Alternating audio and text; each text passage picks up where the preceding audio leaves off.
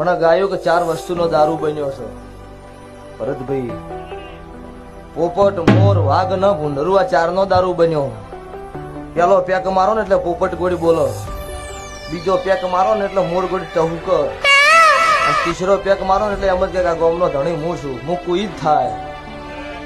અને 3 પૂરા થાય ને ચોથાનો વારો આવે એટલે ભૂંડરું હમ આલોટ ગટરમાં, એટલે પછી ગટરનો વારો આવે. તે વ્યસન એવું કરાય કે આપણા દીવાને ગમે, અને ફેશન એવી કરાય કે આપણા મા બાપને ગમે છે ભાવાળું. તે વેળા મારો દેવનો મોડવો છે, મારા મોડવાની રીતમાં રહેવું પડે.